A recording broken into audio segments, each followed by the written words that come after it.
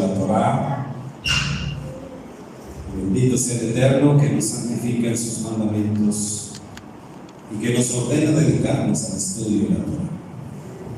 Y eso es lo que vamos a hacer ahora mismo, hermanos, dedicarnos al estudio de la Torá en nuestra parashá semanal Shlach Lecha. Shlach Lecha, y hoy vamos a ver este tema que tenemos acá en pantalla, que lo podemos apreciar ahí en nuestra parashá. Dos formas distintas de ver las cosas.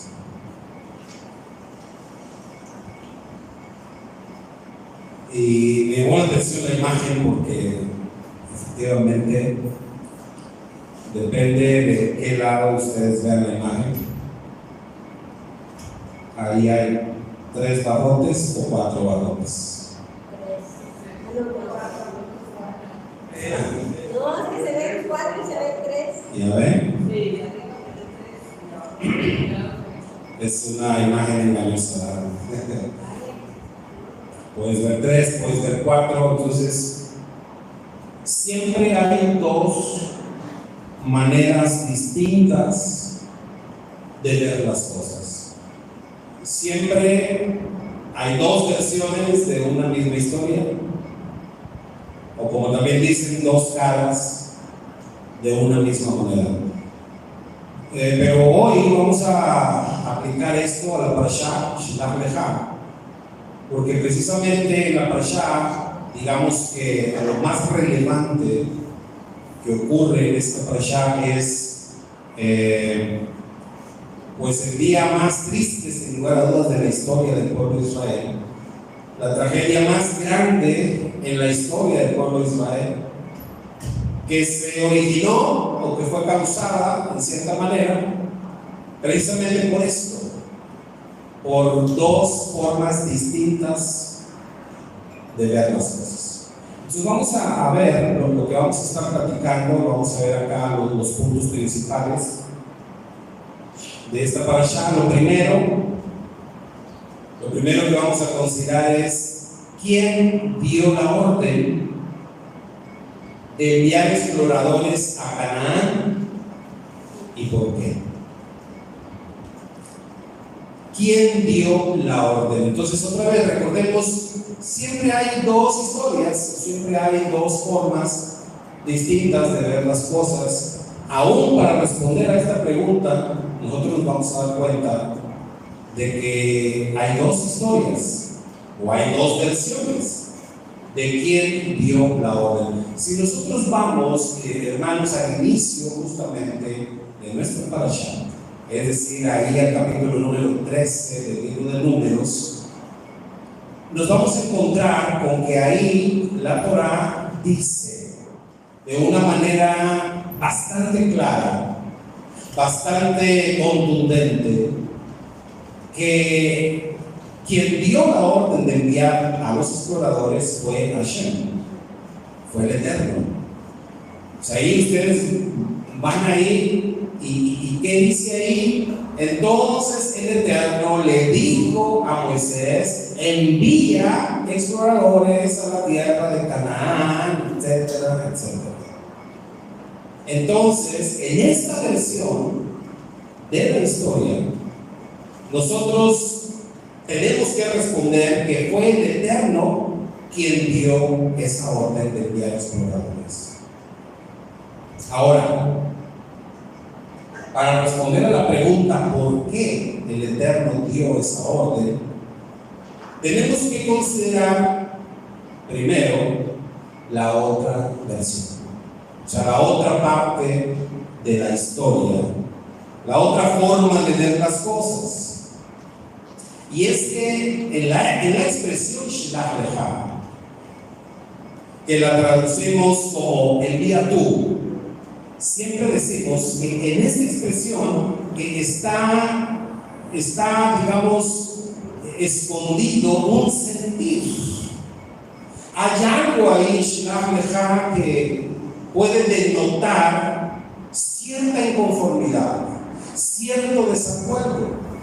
Y eso lo podemos entender muy bien los que somos padres y que al menos alguna vez, o quizás muchas veces, le hemos dicho a nuestros hijos: ok, está bien, hazlo, pero así no. Ya, está bien, hazlo.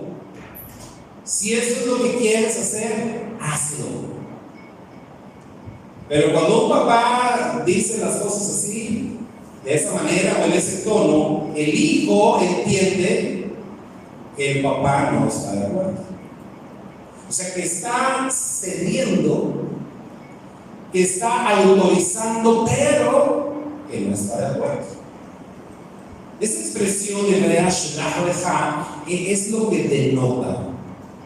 Si hay una orden de parte del Eterno, o digamos, si hay una autorización de parte del Eterno, pero se puede denotar ahí inconformidad, desacuerdo. Ahora, cuando nosotros vamos a la otra parte de la historia, en el libro de Devarim, en el libro de Deuteronomio, cuando Moisés está relatando estos mismos acontecimientos, la historia es distinta. En Devarim, Moisés dice que él fue convencido por el pueblo. Moisés, al referirse a estos hechos trágicos, Moisés dice: ustedes me convencieron.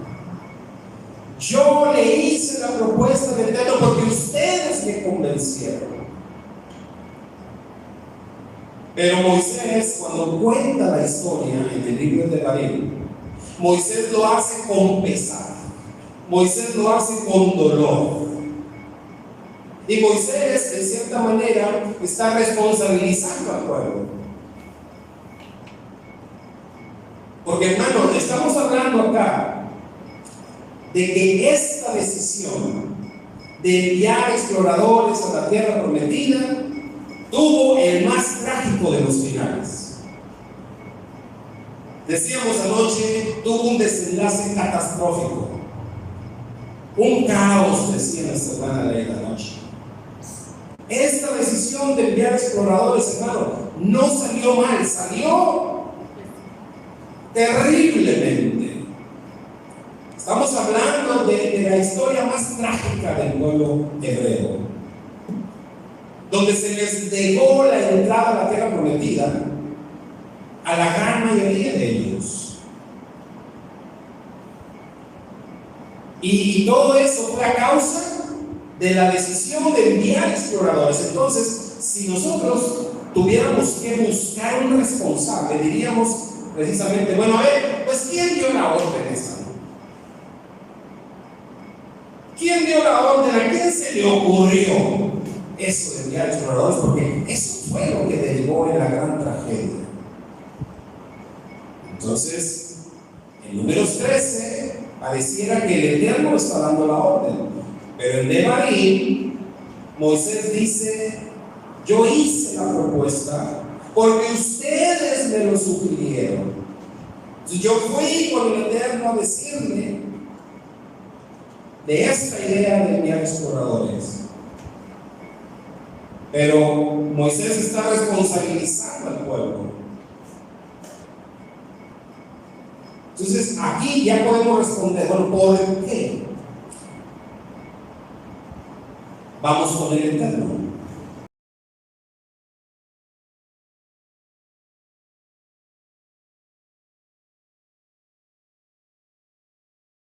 Bueno, vamos a...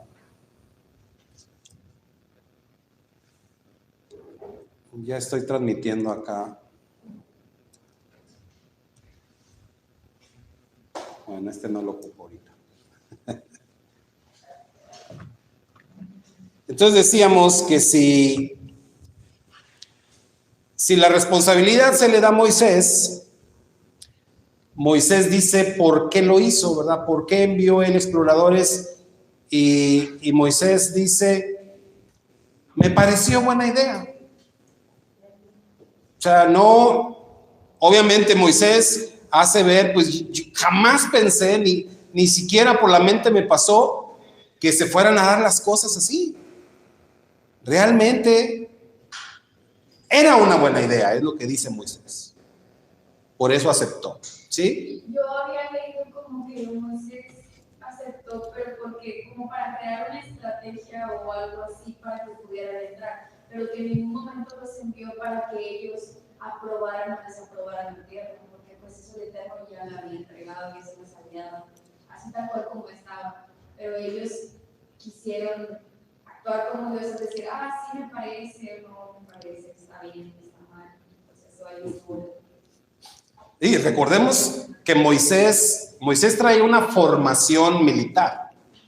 Finalmente Moisés fue educado para ser un gobernante de Egipto. Y para eso Moisés lo prepararon militarmente, políticamente. Entonces, creo que hasta cierto punto es totalmente entendible que a Moisés le pareciera una buena idea. Como dice Karen, por una cuestión de estrategia. Él está pensando como estratega. Entonces, ¿cuál será la mejor ruta? Cosas así. Obviamente, Moisés nunca pensó lo que iba a pasar. Si fue el pueblo el responsable, como Moisés lo hace ver en Devarim, ¿por qué lo hizo el pueblo? O sea, ¿por qué el pueblo tuvo ese deseo de enviar exploradores? Y acá sí tenemos que decir que es muy probable que el pueblo sí tenía sus dudas. O sea, el pueblo sí tenía sus dudas y ellos sí estaban enviando o que quisieron enviar exploradores para cerciorarse de que todo lo que se les había dicho sobre la tierra prometida era cierto. Entonces, ahí sí tenemos una situación complicada para el pueblo de Israel. Entonces, acá vemos esto, tenemos tres alternativas, o sea, obviamente la orden la da el Eterno, pero vemos que el Eterno lo hace para probarlos. Que la idea, o la propuesta la hizo Moisés, pero la idea realmente vino del pueblo. Entonces, en ese sentido, ¿a quién le fincaríamos la responsabilidad? Pues al pueblo en general, que se les ocurrió la idea, queriendo cerciorarse de que todo lo que se les había dicho sobre la tierra prometida era cierto. Entonces, ahí es donde recae sobre ellos la responsabilidad, porque a final de cuentas, la información que el pueblo de Israel tenía sobre la tierra prometida venía directamente del Eterno. O sea, no se debía de poner en duda, porque era palabra del Eterno. Entonces ¿me ayudas a ver el siguiente punto, por favor? Ahí, esta sí tiene carga, ¿verdad? No fueron sinceros con Moshe, de lo que realmente querían saber. Claro, o sea, ellos escondieron su verdadero propósito. Entonces, es muy probable que ellos se acercaron y es muy probable que los que se acercaron con Moisés fueron líderes, ¿sí? Líderes del pueblo, y que le vendieron la idea a Moisés y supieron vendérsela muy bien, puesto que Moisés dice, es que a mí me pareció buena idea. Sí, en Devarim, versículo 22, ahí dice que ellos querían saber la mejor ruta para entrar. Y a quién atacar primero, o sea, así como dijo Karen, estrategia. Así la vendieron, pero no era realmente la razón por la cual ellos querían enviar esos exploradores. Entonces, había un motivo oculto, ¿verdad? Para decirlo más claramente, y eso le finca desde ahí responsabilidad al pueblo. ¿Sí? Entonces, ¿por qué hubo dos informes tan contradictorios entre los espías? Ok, ese es el segundo punto que vamos a considerar. ¿Por qué razón hubo dos informes tan contradictorios? Entonces, recuerden, estamos viendo esto de dos puntos de vista distintos. Siempre hay dos perspectivas de una misma cosa. Entonces, en este caso no fue la excepción. Los espías regresan, los exploradores regresan, y entonces lo que surge son dos informes. Uno totalmente negativo, un informe totalmente pesimista, y otro todo lo contrario. Entonces, ¿cómo es posible que se pueda dar esto, no? ¿Cómo es que puede ocurrir que haya dos versiones otra vez tan distintas, tan contradictorias de un mismo asunto? Por un lado, 10 de los espías informan al pueblo en su parte negativa que la tierra, según ellos la pudieron percibir, era una tierra peligrosísima. De hecho, y ahí la Torá aclara que eso hicieron correr el rumor, ellos, los 10 espías, hicieron correr el rumor que la tierra era tan peligrosa que apenas entraras en ella, mira, te iba a tragar. Imagínense, ¿no? Una cosa ya así exagerada. No, la tierra es peligrosísima, nada más pisemos ahí, mira, nos va a tragar la tierra. Además, las ciudades están súper amuralladas, imposible de entrar en ellas, de escalarlas, de derribar esos muros.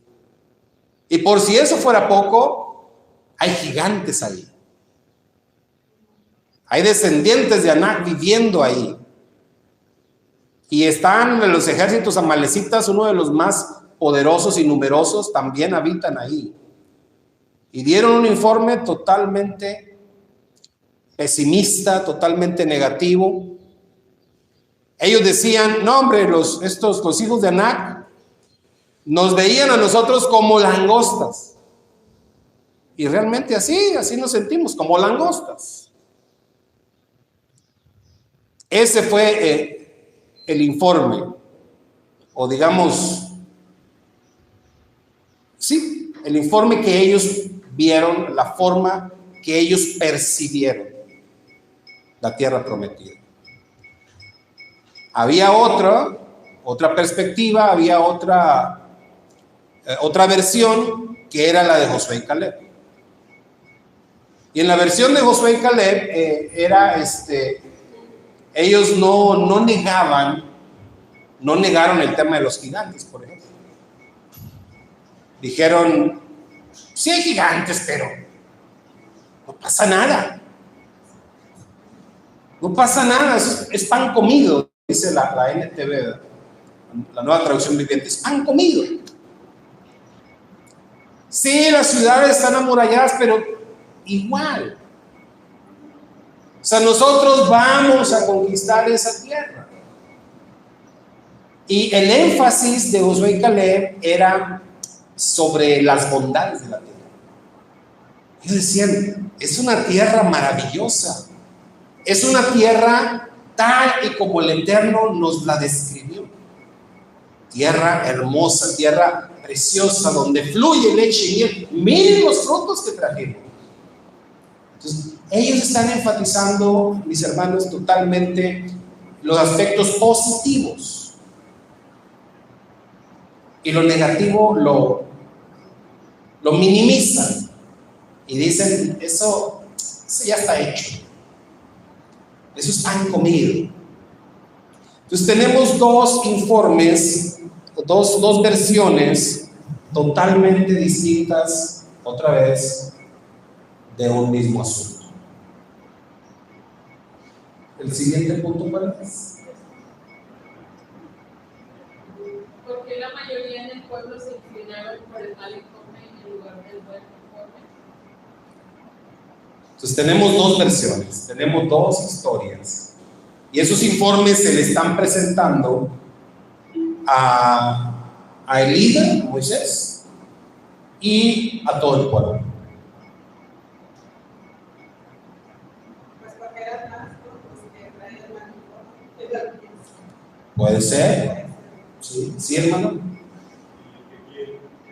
La mayoría eran niños que informaban más, pero los todos informaban bien porque una cosa es ser parte del pueblo de Dios y otra cosa es tenerse, pero son dos cosas diferentes. Los 10 eran parte del pueblo de Dios y eran líderes, sin embargo, tenían y por culpa de ellos, casi todo el pueblo de Casi se acaba la historia de Israel por causa de estos 10, ¿no? Casi se acaba todo. Sí.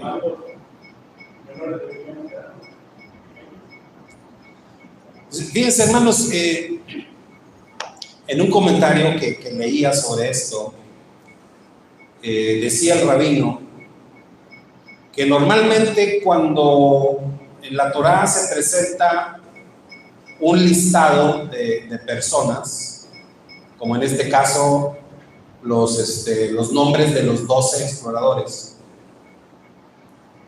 normalmente siempre la Torá pone en orden de importancia a las personas. Si usted y yo hiciéramos la lista, nosotros ponemos a Josué y Caleb en la punta, ¿verdad? Encabezando la lista, Josué y Caleb, y luego los demás. Pero en la Torá, no. Josué y Caleb no figuran como los principales. Lo cual quiere decir, comenta este rabino, que Moisés estaba enviando a lo mejor de lo mejor.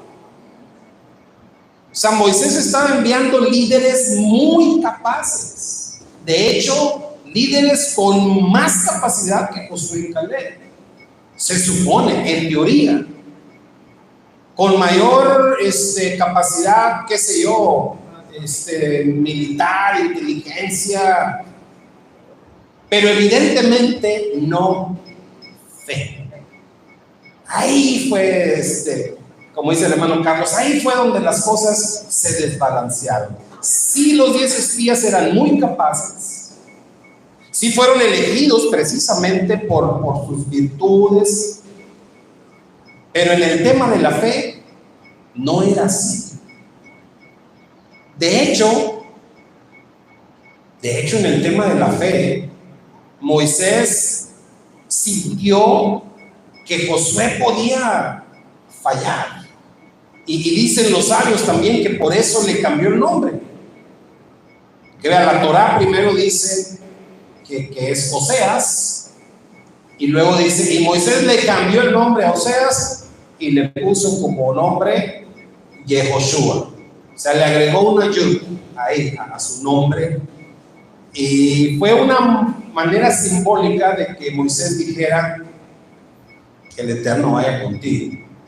A Moisés lo está bendiciendo, le está transfiriendo poder a Oseas, se convierte en Josué, en Yehoshua.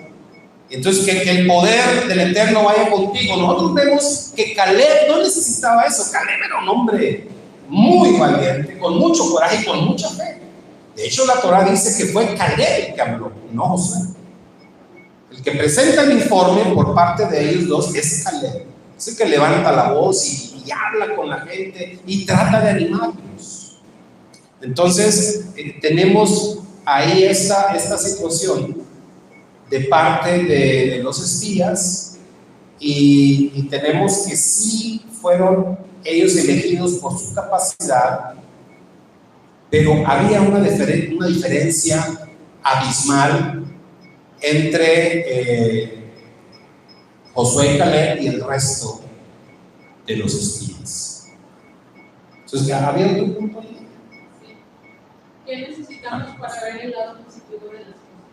Bueno, porque miren, estamos hablando entonces de que hay dos historias, dos versiones, dos informes distintos, y como ya acabamos de ver ahí, de comentar, la gran mayoría de la gente, la gran mayoría del pueblo, decidieron creerle a los 10. Entonces, como ya decían ustedes, probablemente por el tema de que eran la mayoría, probablemente por el tema de lo que les acabo de decir, que eran gente con mucho peso, con mucho reconocimiento entre el pueblo, eran príncipes de hecho, que fueron elegidos, la mayoría de ellos por encima de Josué y Caleb. Entonces eso pudo haber pesado también en la decisión de la mayoría de inclinarse, de confiar en ellos, de creer en el informe que ellos estaban presentando. Pero aquí había una cosa muy importante.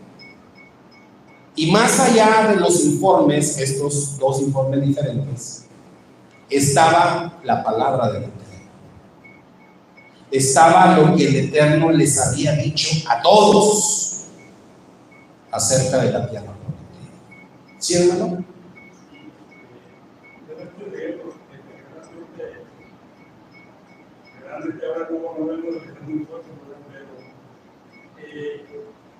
Antes de un año yo decía, por serie de trabajo, no completo, mantener una vida.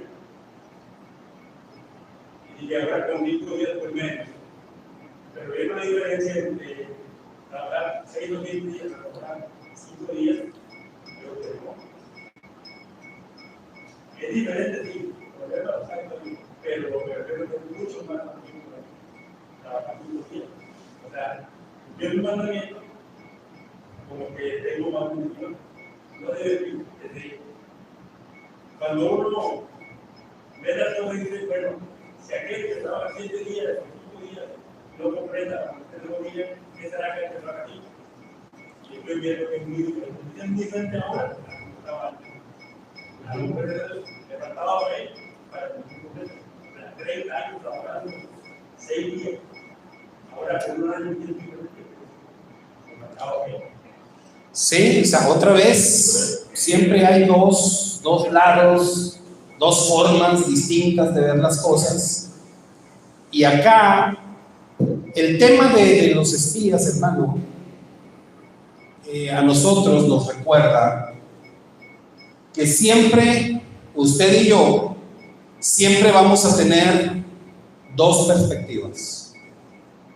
Siempre va a haber delante de nosotros dos opciones, como se lo dijo el Eterno al pueblo de Israel: yo pongo delante de ti la vida y la muerte, la bendición y la maldición, la obediencia y la desobediencia. Nuestro bendito Redentor Yeshua HaMashiach también lo expresó así, hablando de dos caminos que tenemos como opciones: el camino ancho y espacioso que lleva a la perdición, o el camino angosto, difícil, sinuoso, que te lleva a la vida eterna. Siempre vamos a tener dos alternativas, siempre vamos a tener dos cosas por las cuales decidir, y siempre vamos a tener también dos influencias. Vamos a decirlo así, dos voces que tratan de influir en nosotros para que tomemos una decisión. Todos hemos visto alguna vez esas caricaturas o a veces películas donde ponen un angelito y un diablito, ¿no? Y que te está ahí hablando la influencia buena, la influencia mala. En la Torá, o sea, eso del angelito bueno y el angelito malo tiene una razón de ser, tiene un fundamento bíblico. Obviamente la ilustración ya es más como ficción, pero tiene un fundamento bíblico, porque la palabra de Dios nos habla, nos enseña acerca del Yetzer Hará y del Yetzer Hatov. Esto es la inclinación al mal y la inclinación al bien. Entonces, todos nosotros tenemos dentro de nosotros eso, la inclinación al bien y la inclinación al mal. todos nosotros tenemos dentro, podríamos decir también, como un Esab y un Jacob. Todos llevamos dentro un Esab y un Jacob. Si tú oyes la voz de Esab y le haces caso a Esab, ¿a dónde te va a llevar? Al caos, a la tragedia, a la catástrofe, a la ruina. Si escuchas la voz de Jacob, entonces te va a llevar a la bendición, al bienestar, a la felicidad, a la prosperidad. Y siempre vamos a tener estas dos opciones, estas dos influencias. Pero ¿qué es lo que pasa? ¿Por qué razón muchas veces le hacemos caso a Esab, le hacemos caso al Yetzer Hará? Y esto, mis hermanos, es porque la mayoría no tenemos la capacidad, primero, de reconocer este punto que les estoy diciendo, de reconocer que siempre hay dos opciones. Y cuando no eres capaz de reconocer que existen dos opciones, te vas por una y estás convencido que eso es lo correcto. Y entonces hay un problema ahí. ¿Cómo es que la mayoría de las personas tomamos la decisión cuando estamos en esa disyuntiva entre la vida y la muerte, la bendición y la maldición, el camino angosto o el camino ancho? ¿Qué decisión tomamos la mayoría? Exactamente la misma que tomaron el pueblo de Israel en aquel momento. Por más que usted y yo hoy, al estudiar la Parashat Shelach Lecha, por más que usted y yo querramos convencernos a nosotros mismos y decir, si yo hubiera estado allí, yo hubiera apoyado a Josué y Caleb. No, hermano, no te engañes. Es casi seguro y te lo firmo que tú y yo hubiéramos estado del otro lado también. Si hubiéramos ido con la borregada, ¿verdad? Con la mayoría. Esa es la triste realidad. ¿Pero por qué sucede eso? Bueno, porque es algo que pasa de manera natural. Porque la palabra de Dios dice, no hay justo ni aún uno. No hay quien haga el bien. Todos nosotros nos descarriamos como ovejas, cada cual se apartó por su camino, dice la Escritura. Entonces, todos tomamos la mala decisión. Josué la libró ese día porque por el cambio de nombre, por el poder que Moisés le transfirió. Si no, Josué acaba del otro lado también.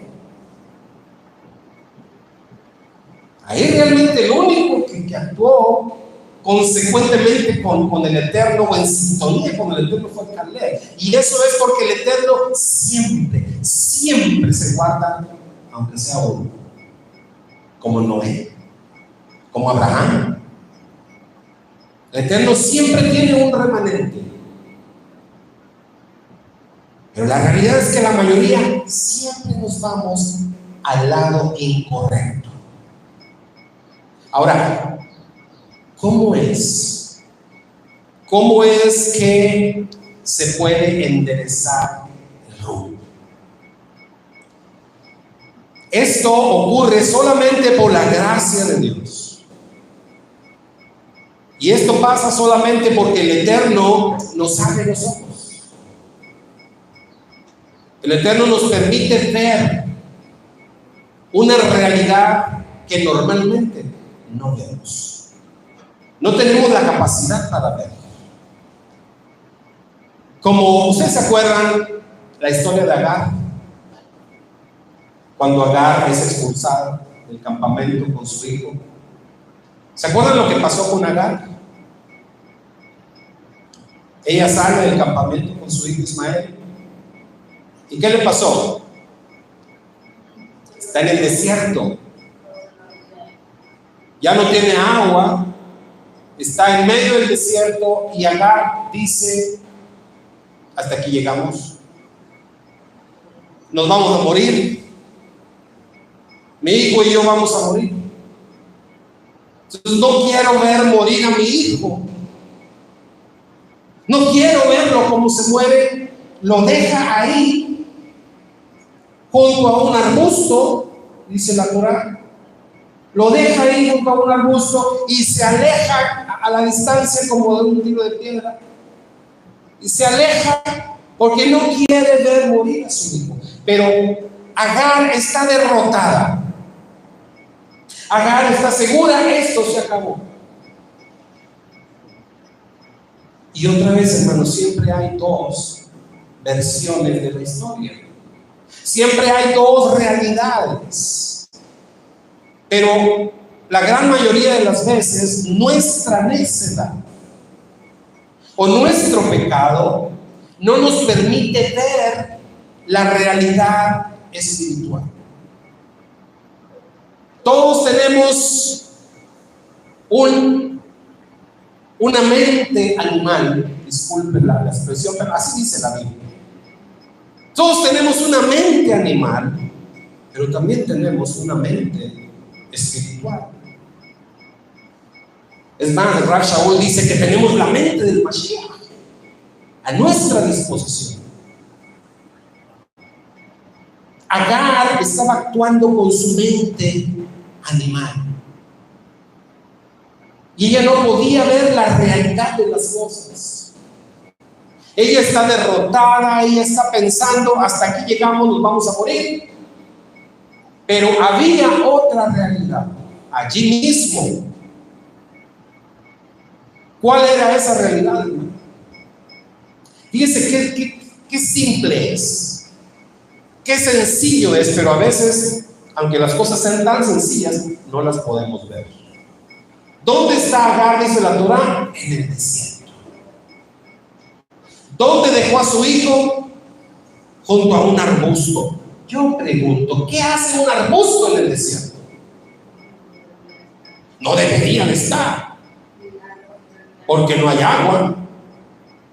Pero si hay un arbusto, si hay una planta, ¿qué quiere decir eso? Que hay agua, que allí hay agua. Y no, si aquí hay un arbusto, ¿dónde crees que va a haber agua? Pues allí, a un ladito, abajito, seguro que hay agua. ¿Lo que dice la Torá que pasó con Agar?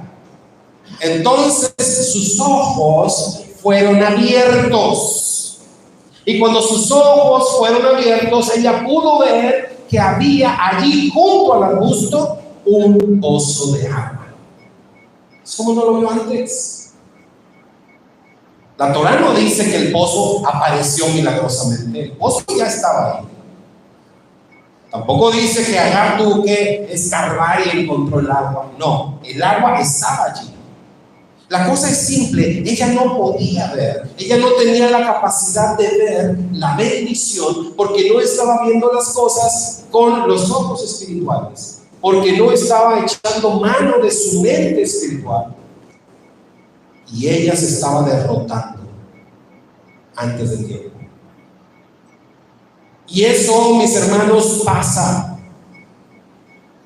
Eso pasa con mucha frecuencia. Entonces, ¿qué es lo que necesitamos? Que el Eterno nos abra los ojos. Lo que requerimos nosotros para poder ver el lado positivo de las cosas, para ver la realidad de Dios, no la realidad de los hombres, sino para ver la realidad de Dios, necesitamos que nuestros ojos espirituales sean abiertos. Ver las cosas a través de los ojos, a través de la mente del Mashiach. Porque humanamente, hermanos, nosotros siempre vamos a tener formas distintas de ver las cosas, vamos a tomar decisiones diferentes, igual como los exploradores. Y eso afecta en todos los sentidos de la vida. Miren, Supongamos en el tema de la salud. Tú te enfermas y cuando tú te enfermas vas al médico. Y yo sé que a ustedes les ha pasado, igual que a mí. Vas con un médico y te da un diagnóstico. Y vas con otro médico y te da un diagnóstico diferente. Hace muchos años, yo me lastimé la rodilla. La misma que ahorita tengo lastimada. Entonces, una lesión muy vieja. Hace muchos años yo me lesioné mi rodilla aquí en el patio del templo. Y esa vez que yo me lesioné aquí, me fui de aquí con un dolor insoportable, casi me desmayaba del dolor. Fui al hospital y esa noche me diagnosticaron un problema severo, una lesión severa, y el traumatólogo decía que me tenía que operar. Esto es cirugía. Entonces, pues, no, cirugía, uno no quiere cirugía. Y vamos a ver otra opinión. Voy con otro traumatólogo después. A Dios gracias, esa noche el dolor fue menguando poco a poco. Veo otro traumatólogo y esa noche me pusieron una, ¿cómo se llama? Una férula. Es un yeso, no era férula, era un yeso. Me yesaron toda la pierna desde arriba, porque era en la rodilla, me yesaron toda la pierna. Una botota de yeso. Y que me tenía que operar. Voy con otro traumatólogo y me revisa y ve la radiografía y me revisa y todo. Me dice: no, hombre, tú no necesitas cirugía. Es más, no necesitas ni ese yeso. ¿Quién te lo puso? Te lo voy a quitar. Y es ahí donde uno dice: ¿qué hago, no?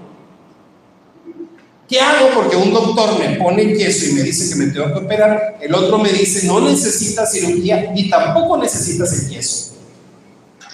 Todo lo que necesitas es reposo, unos antiinflamatorios, una terapia y vas a estar bien.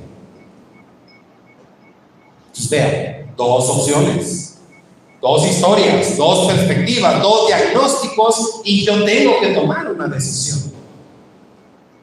Porque ellos no van a decidir por mí. Si yo tengo que tomar una decisión.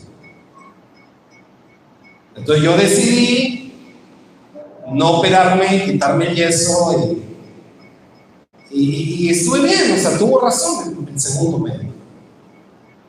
Entonces, en el diagnóstico de los médicos, en la cuestión de la salud, siempre tenemos también esas perspectivas. A veces asistimos con un doctor por una situación, vamos a decir, vas con la presión bien alta. Y el doctor te dice: oh, traes la presión bien alta, hay que bajarte la presión. Tú ya eres hipertenso y tienes que tomar medicamentos de por vida. Y así me pasó también. Para que 20 años después un cardiólogo me dijera: tú no eres hipertenso y nunca has sido hipertenso. ¡Wow! Pero así pasa.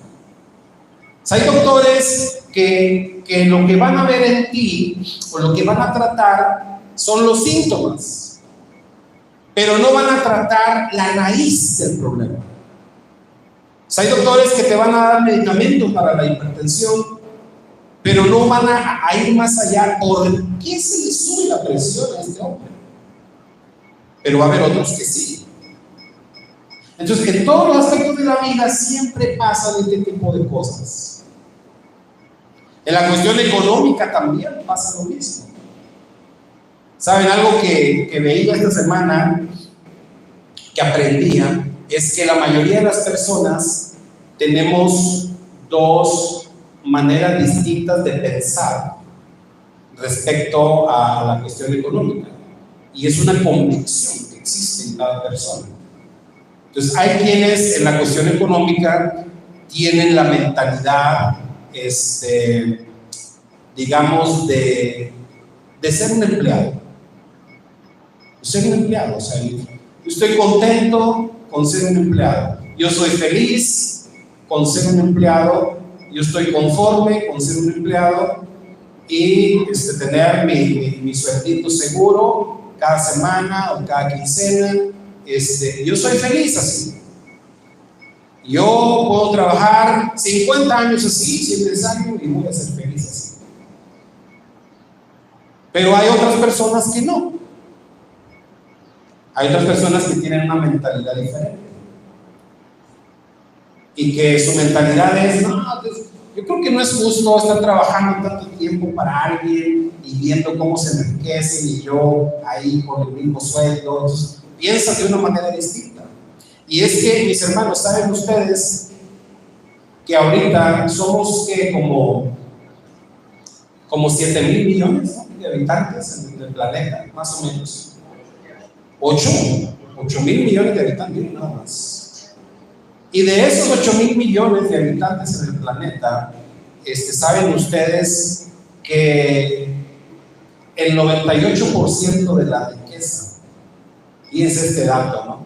El 98% de la riqueza del mundo la tienen el 5% de las personas. Entonces la pregunta es, ¿por qué? ¿A poco ese 5% son más inteligentes o qué? ¿O son más capaces? No. Lo que pasa es lo que les decía, la mentalidad, la convicción que cada quien tiene, la decisión que cada quien toma. Entonces, eso ocurre porque ese 5% son los que les digo que ellos no se conforman. No se conforman, no están a gusto, tienen más la mentalidad de un empresario, de un emprendedor, yo voy a hacer negocio y todo eso. Y no les importa si de pronto fracasan. En las dos mentalidades hay riesgos, porque el que está conforme con ser empleado y con tener su sueldo, pues no está seguro, porque de repente quiebra la empresa y ya te quedas sin trabajo. Y el empresario tampoco está seguro, porque igual, usted sabe que muchos empresarios lo han perdido todo, de un día para otro. Ahorita que está de moda el candidato de los Estados Unidos, Donald Trump, si ustedes han leído sobre ese hombre lo ha perdido todo, más de una vez. Pero se vuelve a levantar, es tremendo, ¿no? Entonces, las personas que tienen esa mentalidad se arriesgan, y aunque lo pierdan todo, no por eso van a decir, no, mejor ahora sí ya me voy a ir a trabajar. No, ellos van a seguir insistiendo en lo suyo. Y extrañamente, si tú a una persona que tiene una mentalidad de empresario, de emprendedor, le propones que trabaje en un empleo, es probable que se ofenda. Es probable que se ofenda. ¿Qué te pasa? Pero al revés también. Si tú le propones a alguien que está contento con su trabajo, que es empleado, y si tú le propones, oye, ¿y por qué no empiezas un negocio? ¿Qué te pasa? A mí no me hacen siempre eso. Es porque ya hay una mentalidad definida. Es porque ya cada persona ha tomado una decisión. Y ahí no estamos diciendo que esto es bueno y que aquello es malo, pero estamos diciendo que las decisiones que la gente toma son firmes. Y porque no están viendo las cosas con otra mentalidad. No pueden ver las cosas con otra mentalidad. Esto es un ejemplo de lo que justamente ocurre cuando utilizamos la mente animal y no utilizamos la mente espiritual. Ocurren ese tipo de situaciones. ¿Qué necesitamos? Que nuestros ojos sean abiertos. Porque ¿sabe qué?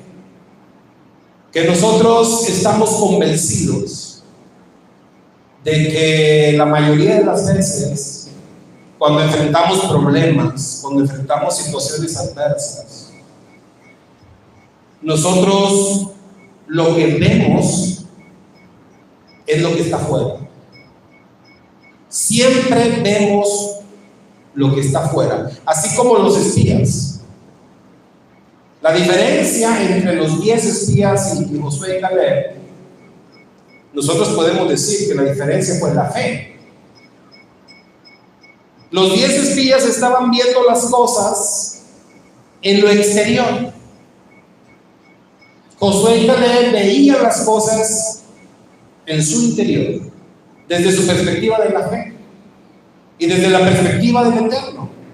Muy parecido a David cuando enfrentó a Goliat. Todo Israel veían a Goliat como invencible. David vio a Goliat y dijo: yo a este lo tumbo, en el nombre del Señor, yo lo tumbo. Sí. Entonces la diferencia era la fe. Pero la mayoría de las personas, mis hermanos, siempre estamos viendo lo de afuera y se nos olvida ver dentro. La mayoría de las veces buscamos responsables de lo que está pasando, pero tenemos que ver hacia adentro y tenemos que reconocer que en la mayoría de las cosas que nos ocurren, la responsabilidad es totalmente nuestra. No tenemos que ver culpables, no tenemos que buscar culpables en otra parte.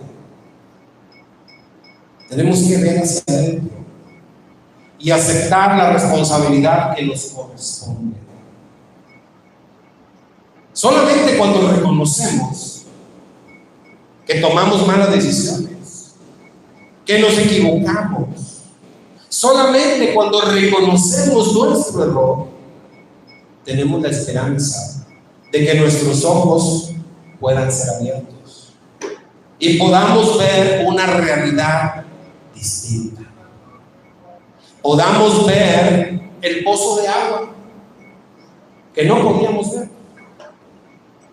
Podamos ver la sanidad que no podíamos ver. Podamos ver opciones que hasta ese momento permanecían invisibles hasta nuestros ojos, ante nuestros ojos. Pero tenemos que tomar decisiones sabias. Miren, de por sí ya es malo saber que casi siempre yo decido con mi mente animal. Ya es malo saber que casi siempre yo le hago caso a esa, a mi Yetzer Hara. Ya eso es malo. Pero ahora, por si eso fuera poco,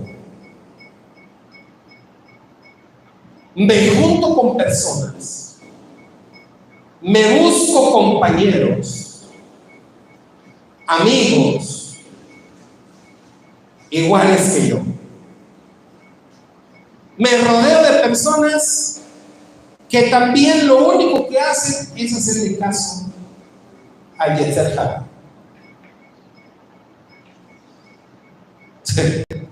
¿Qué esperanza tengo? Nuestro santo maestro Yeshua dijo: si un ciego guía a otro ciego, ¿sabes qué va a pasar? Se van a ir al pozo los dos. Si ya bastante malo es que yo sea una persona que tomo decisiones equivocadas, pues mínimo déjame ver quién a mi alrededor es más sensato, que toma mejores decisiones, y a veces se me pega algo, ¿verdad?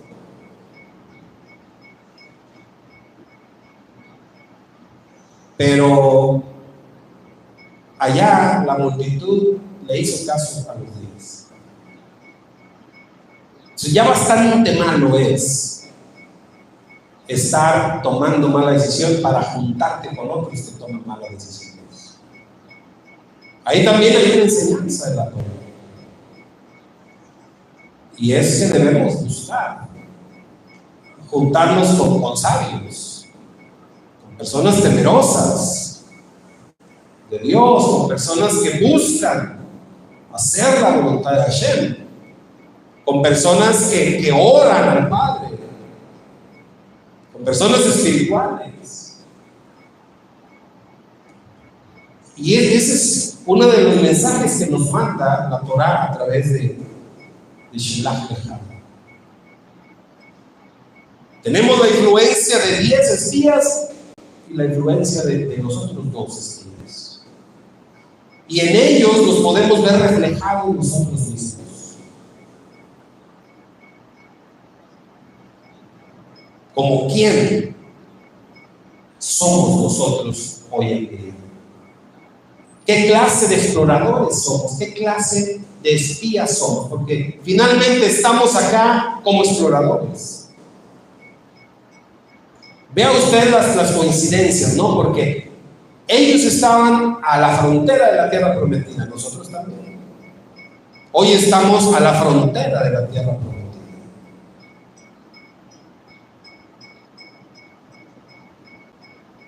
¿Qué clase de exploradores somos? ¿Cuál es el informe que nosotros estamos presentando? ¿Cuál es la realidad que estamos viendo? ¿A qué le estamos haciendo caso? ¿Estamos viendo lo exterior? ¿Estamos viendo gigantes? ¿Estamos viendo invencible el sistema de este mundo? ¿O estamos viendo las cosas con los ojos de Dios? Hermanos, anoche estaba viendo un video de Rabino Jonathan Kahn y se lo envié a la hermana Patricia Sarmiento. Shabbat Shalom, hermana Pati. Le mandé a mi hermana Pati el video, el enlace, y le pedí de favor, dije, hermana, por favor, vea el video, dura como 16, 18 minutos. Y por favor, vea el video porque no está traducido, está en inglés. Entonces, pues hay que ser poquito en inglés, pero no mucho. Entonces dije, quiero captar bien. Me interesa lo que dice el rabino en ese mensaje, porque el título del video es muy sugerente. El título dice: los dragones están aquí. Sí.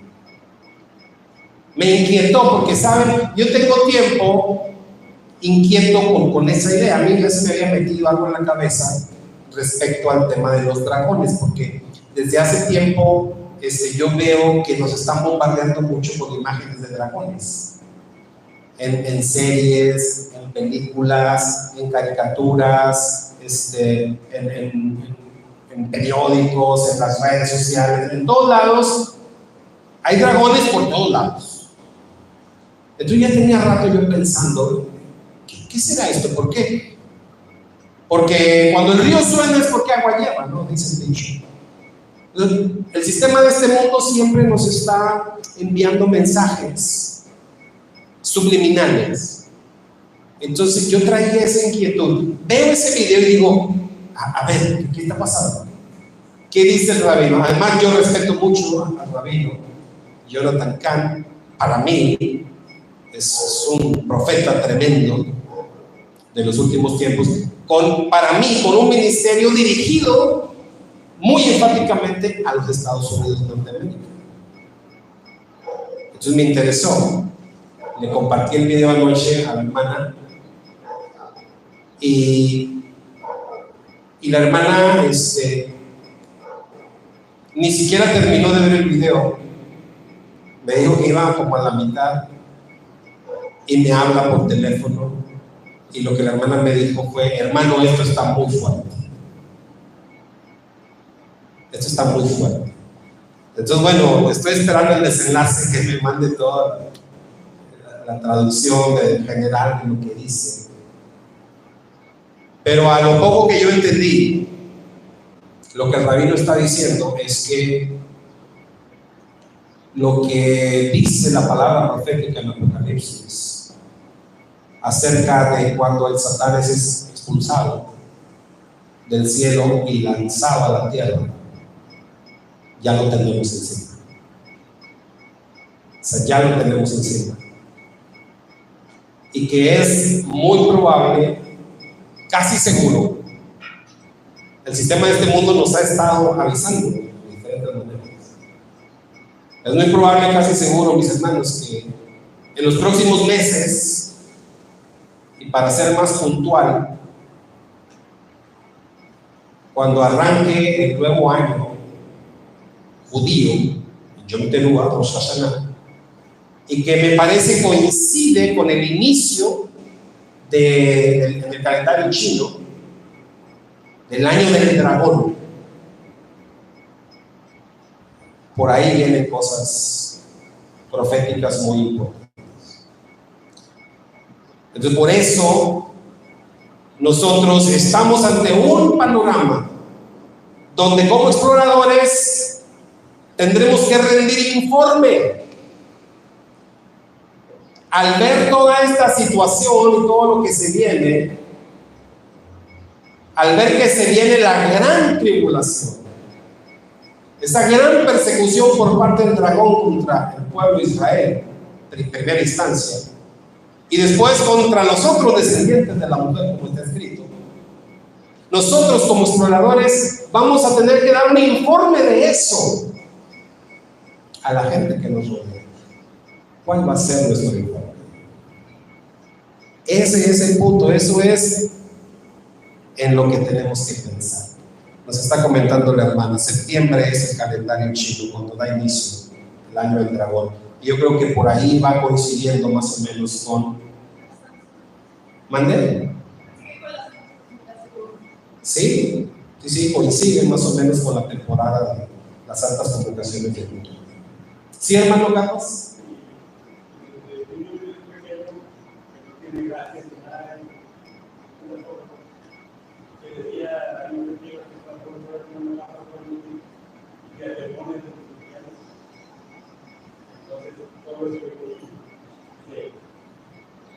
Aparte de la religión cristiana, como pecadores, aparte de eso, lo que sí también estamos diciendo es que supuestamente como eso de la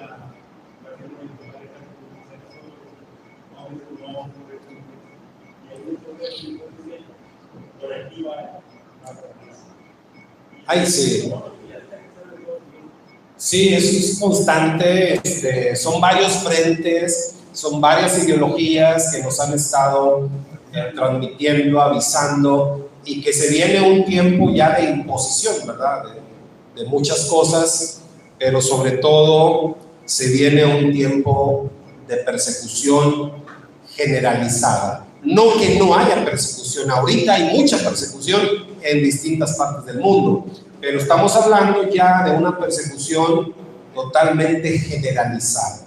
Estamos hablando ya del asedio frontal contra Jerusalén, el sitio contra Jerusalén que está profetizado. Es muy probable que lo vamos a ver en los próximos meses ya, que veamos la caída, o que veamos que se concrete el pacto entre Israel y las naciones gracias a cierto personaje. O sea, todo lo que ya conocemos, bendito el Eterno que podemos conocer varias cosas, pero como siempre les digo, cuando las cosas pasen, nuestros ojos se van a abrir a la realidad de la profecía. Ahorita puede haber cosas confusas, pero cuando ya realmente todo esté pasando, es nuestra confianza y nuestra esperanza que nuestros ojos sean abiertos. Y quiere el Eterno que nosotros podamos presentar un informe positivo, hermano, porque ese es nuestro deber. En medio de toda esa vorágine de tragedias que se vienen para el mundo entero, nuestro deber al estar aquí es presentar un buen informe.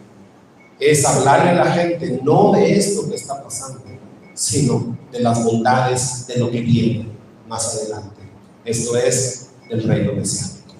Shabbat Shalom. Shabbat Shalom para todos, los de cerca, los de lejos. Hermanos, disculpen las dificultades que tuvimos acá, se nos fue la luz y y tuvimos que hacer ajustes en la transmisión. Pero gracias al Padre, pues pudimos concretar. Shabbat Shalom, bendiciones y nos vemos más tarde.